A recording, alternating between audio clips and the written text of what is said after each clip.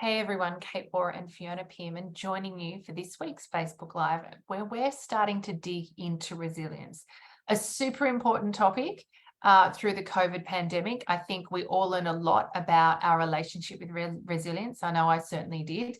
The strategies that support my resilience, the situations that challenge us and weaken our resilience. And I think the opportunity now, as we start to emerge from the pandemic, is to really look at the lessons learned with regards to our resilience and starting to, maybe redefine our relationship a little bit. Because I think on some level through COVID, it was very tactical, right? It was, what are the strategies that I can leverage to support myself in an ad hoc way for right now? But I think there is a deeper conversation around environmentally, relationship-wise, what are the things that are going on for me that actually are really testing my resilience on a repeated or long-term way, and how do I start to navigate through that?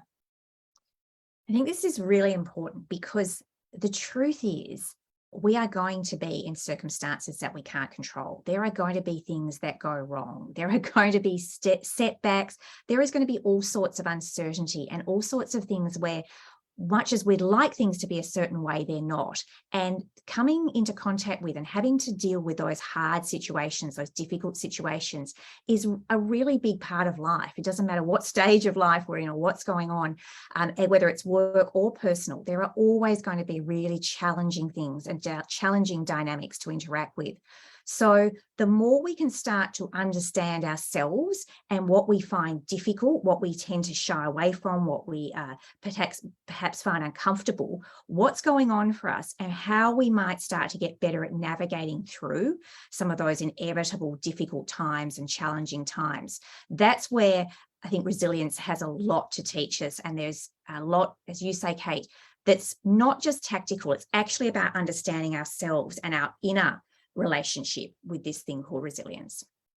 Yeah, I think I always talk about we've got a strategy for success and a strategy for failure, right? We've got a strategy to be able to wake up in a resilient state, bounce back, which is what we often talk about.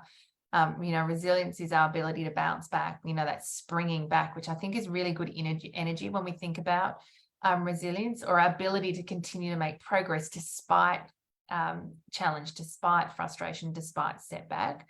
But I think that piece around spring back is really important. Our ability to know what works and what sets me on a path to be able to have a high tolerance threshold, or be able to be resourced to spring back, as compared to what puts me on a path that weakens me, that limits my resourcefulness. And therefore, when I do come up against something, I'm more likely to slow down, to stop, to get frustrated or give up because of the pathway to get there. And I think the opportunity here is to really shine a light and bring some consciousness to what is, in most circumstances, the habits we have around this stuff. I think this is where we can start to do a bit of work and to be willing to question ourselves. And part of this is going to be noticing.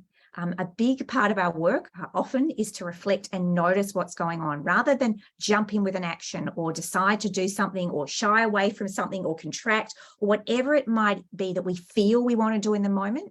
There is this other alternative of just starting to get inquisitive, get curious about ourselves and notice what's going on. What's happening for me here? Why am I finding this so hard? What could be different? What could support me here?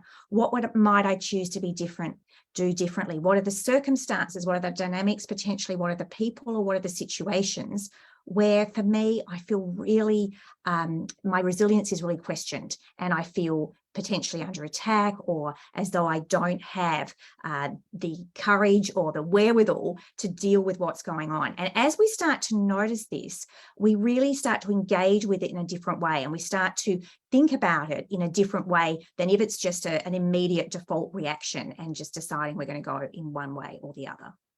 Yeah, I think the important thing here is there is no one size fits all formula. even for a person, let alone a situation. And so the more that we can start to pay attention to this, the more we can start to identify what works for us in particular situations, and perhaps what doesn't work for us, the more that we're able to really start to identify and tailor some of these, resilience strategies. Because one thing is for sure, if the pandemic's taught us anything, is that the one thing that is certain is uncertainty. And our ability as leaders, our ability as senior executives to be able to navigate uncertainty, to be able to lead through uncertainty with confidence, with courage, is highly prized, right? That's how you will stand out, and that's how you will differentiate yourself from others. And so being able to invest in this, it's a skill. It is something that's important, particularly if we look at the leaders that have really been held up in high regard through COVID. Their ability to be able to keep the team together, hold it together, to lead by example, have really been celebrated. And so I think, as much as I'd love to suggest that perhaps COVID is behind us, it's highly likely that if it's not COVID, it's something else that's coming down the pipeline. And so your ability to lead from a place of strength, that doesn't mean that you have to be the hero. But it does mean, the more that you've got awareness around who you are and how you navigate your own resilience strategies and relationships, the more proactive you can be about filling your cup, so that you're even more resourced going forward. So we're going to wrap it there. If you enjoyed today's confidence conversation, we'd love for you to answer or share any of your reflections or insights below. If you've got a colleague or a friend who would benefit from today's confidence conversation or any of our confidence conversations, we'd love for you to share this or any of our other Facebook Lives with them. Of course, head over to our Facebook page. You can follow us there, and that means you'll be notified at every time we go live. Lots of other great lives there for you to dig into. And if you're ready to go deeper with your relationship with core confidence, please visit our website, coreconfidence.com.au.